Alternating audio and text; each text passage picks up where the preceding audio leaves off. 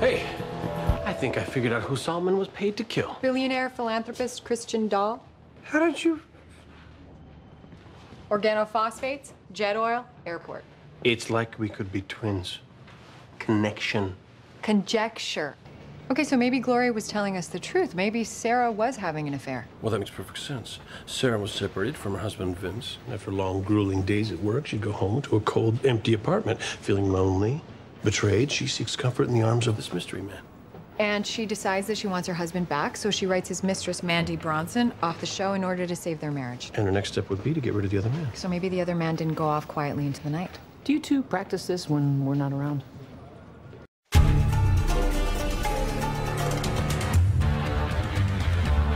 They told me he was shot in a mugging, and now you're telling me he was killed here in my apartment? Not him, his wife. His wife? What kind of family was this? All right, so you and I are married. We're not married. Relax, just pretend. I don't want to pretend. Schedule like it. Okay, if we're married, I want a divorce. Are you two like this all the time? Yes. All right, we're not married, but they were. Let's say the doorman's right. Melanie gets home about 4 o'clock. She'd have to make dinner for the kids. Then Sam comes home. Baker's hours, around 6 o'clock. Figure kids have already eaten. So they're what, watching TV in the bedroom. In my bedroom? We're on a roll. They have a fight About the affair. about Philadelphia. Things get heated. And she turns her head. He whacks her with something. A pot. Or a pan. Bam, fractures the skull. It's over. Except the kids are still in the bedroom.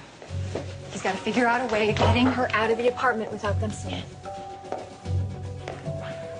Hallway bathroom. He needed to buy time. Okay, so he puts the body in the tub, closes the door, and tells the kids that Mom went to the store. Which, according to the case file, the doorman was never able to substantiate. Okay, so no car. How does he get the body out of the apartment? Maybe he hailed a cab. Yeah, maybe the cabbie and the doorman helped him stuff the body in the trunk. How much do you tip for that these days? The doorman. Castle, I'm joking. What? Mrs. Finnegan, what is this? Oh, well, that's their engagement album. It just came. Sue made it for the wedding. Every guest was going to get one. This looks just like The Arctic brochure Fletcher handed out. You said Sue made this? Yes, she's a graphic artist. How long has Sue known Elise? Oh, I don't know. A year, maybe? Sue is Fletcher's partner. Is the undercover lover con. Sue is the scout. She gets close to Elise first, learns everything there is to know, paving the way for Fletcher. Who comes in with a playbook of all of Elise's hopes and dreams, and voila, it's love at first sight. No. Something doesn't quite track. Why would they fake Fletcher's death in such a public way? They had to know the police were going to get involved, exposing their con to a lot of dangerous scrutiny. Unless Fletcher really is dead. If her dad is right and Fletcher really fell in love with Elise, And was going to give up his con man ways. then Sue stood to lose a fortune by not finishing the con. And if Fletcher married Elise, then Sue had no chance of pulling off the con on her own. So Sue takes matters into her own hands. She kills Fletcher, shooting him in the face, making sure positive ID is impossible. Bingo. But what about the phone call from Stephen? Well, she must have faked it somehow. Why?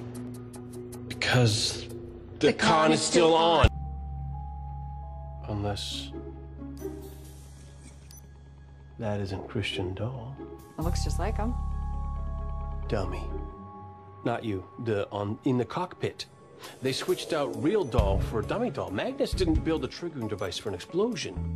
The arm he built was for doing the pre-flight check. The whole thing's an automaton. That's the magic trick. He made it look to the world like Christian Dahl was still on the plane, the same way Tobias Strange made it look like he was still in the cabinet when the swords went in. And then he used the catering box to get the dummy on board and Christian Dahl off. And who's piloting that plane? Christian Dahl. Only not from the cockpit. He had it rigged to fly via remote control. See? Zalman puts the box in the van. There's probably a console inside there linked to the plane's avionics. Dahl takes off remotely, flies out over the Atlantic. And then he detonates the explosion, and everyone thinks that he's dead because everyone's seen him on board. Only Dahl is very much alive, and there's only one person in the world that knows it. Zalman. And as long as he's alive, he's a threat to Dahl. So Dahl has to tie up that one loose end. But he can't risk anyone knowing that he's still alive. So Dahl has to kill Zalman himself.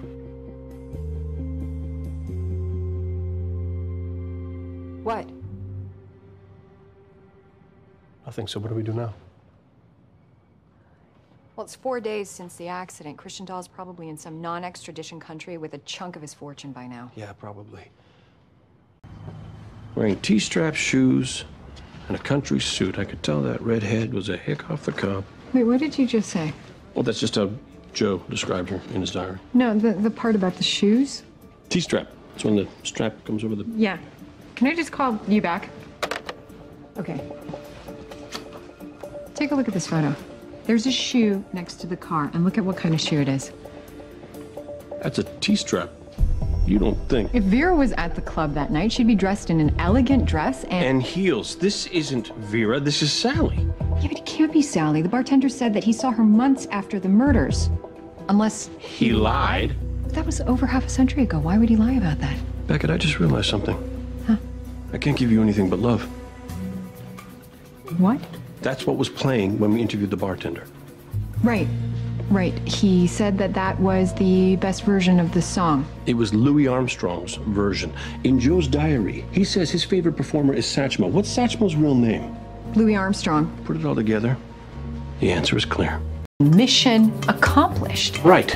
He didn't say he actually stole anything. The mission was to make it look like a robbery. And the best way to make it look real, to fool the police and the insurance company, Is to actually break in, yet steal nothing. And Helica set this whole thing up. and the only other person that knew was Wendell. She couldn't afford to let him or his sister expose her secret. I call that motive for murder and probable cause for a search warrant.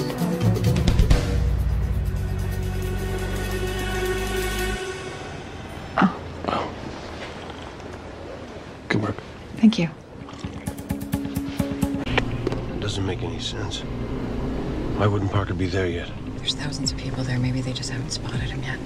Why go through the trouble of getting press credentials if you're not going to use them? Unless he's pulling another head fake. Like the encryption system was a cover for the theft of the toxin. Military tactics. Always making sure we're a step behind. A step behind what? I mean, this has to be about revenge, so it has to be about Reed. Maybe he wants to do to Reed what Reed did to him. Take away the person he loves the most. His wife.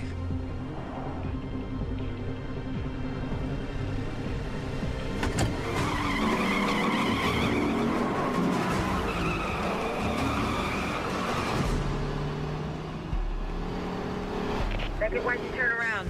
Is it Castle? No, we have a hunch. What kind of hunch? Defense Secretary Reed's office. This is Agent Beckett from the Attorney General's investigative. No, wait, hello? Okay. Castle, just stay with me. We're almost there. Well, hey there. You're home early? Hey, I couldn't wait to see you. So I picked up a bottle of wine on the way home. It's your favorite. Oh, that is such a big glass. What's the occasion? No occasion. I just figured this would be a great way for you to unwind after a long day at work. Oh, that's so nice. And where's your glass? It's over there. Well, why don't we top that off for you, shall we?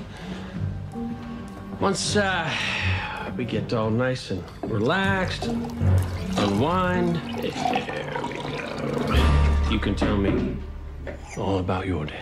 Yeah. Wait a minute. You're not trying to ply me with wine to find out what I know about this case, are you? Of course not. That's not what you're trying to do, is it? No? Okay. Because if you were trying to find out what I know, that would mean you're stuck. I am not stuck. Good. Because I'm not stuck either. So you do know something.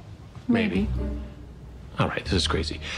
If we both have something, why don't we just trade? Castle, I can't. You know that. Oh, can't. What happened to that rebellious girl with a leather jacket and the motorcycle? Would she say can't? She enforces the law now and drinks expensive wine. Then think about our victim. Are you really going to let a couple of silly rules stand in the way of bringing Shayna justice? Okay, fine. We'll do it just this once. For her. You first.